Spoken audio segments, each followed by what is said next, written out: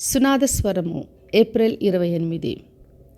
యెహోవా మందస్సము 3 నెలలు గిత్తీయుడగు ఓబెదెదోము ఇంటిలో నుండగా యెహోవా ఓబెదెదోమును అతని ఇంటి వారందరినీ ఆశీర్వదించెను.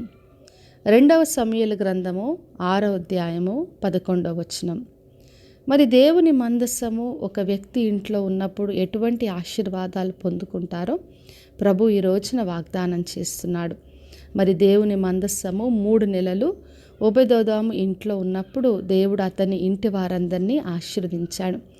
మరి దేవుని మందస్సం ఉండుట వలన ఇంటివారే కాకుండా అతనికి కలిగిందంతా కూడా ఆశీర్వదింపబడుతుంది. అది ఇతరులు విని మరి దావీదు దేవుని మందస్సంను తీసుకొని వెళ్ళాడు. మరి దేవుని మందస్సం మన ఇంట్లో ఉన్నప్పుడు, మన గృహంలో దేవుని సన్నిధి ఉన్నప్పుడు మనం ఆశీర్వదింపబడతాం. మన ఇల్లు ఆశీర్వదింపబడుతుంది. మనకు కలిగినవన్నీ కూడా దీవించబడతాయి. ఇతరులు చూసి ఆకర్షింపబడి దేవుని సన్నిధిని కోరుకుంటారని చెప్పి దేవుడు ఈ రోజున బయలుపరుస్తున్నాడు. మరి ద్వితీయోపదేశ కాండం 28వ అధ్యాయం 1 నుంచి 14 వచనాలు చదివినప్పుడు అక్కడ దేవుని మాట విన్నప్పుడు కలిగే ఆశీర్వాదాల గురించి ఉన్నాయి. మరి మనం పొలంలో, పట్టణంలో అన్నిట్లో దీవించబడతాం. మన గర్భఫలము, భూఫలము, పిండి పిసికే తొట్టి, మనం చేసే ప్రతి పనులు అన్నీ దీవించబడతాయి. మరి దేవుని సన్నిధి మన జీవితంలో ఉన్నప్పుడు మన ఇంట్లో ఉన్న ప్రతిదీ కూడా ఆశీర్వదింపబడుతుందని ప్రభు వాగ్దానం చేస్తున్నాడు. మరి అపోస్తల కార్యములు 16వ అధ్యాయము 31వ వచనం రాయబడి ఉంది. అక్కడ పౌలు చెరసాల నాయకునితో చెప్పాడు, ప్రభువైన యేసుక్రీస్తునందు విశ్వాసం ఉంచుము, అప్పుడు నీవును నీ ఇంటి వారందరూ రక్షణ పొందుదురని చెప్పాడు.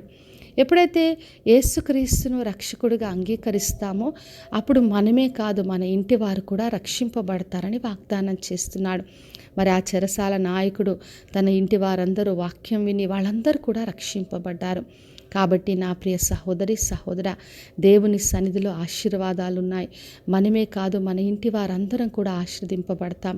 కాబట్టి విశ్వాసంతో ఏ విధంగా దేవుడు ఓబెదెదోమును, అతని ఇంటిని, అతని కలిగిందంతా ఆశీర్వదించాడో అదేవిధంగా మనము కూడా దేవుని సన్నిధిలో ఉన్న ప్రతి ఆశీర్వాదాలు పొందుకొని మనము మన ఇంటి వారందరూ రక్షింపబడి ఆయన బిడ్డలుగా ఆయన ఆశీర్వాదాన్ని పొందుకుందాం. ప్రార్థన చేసుకుందాం.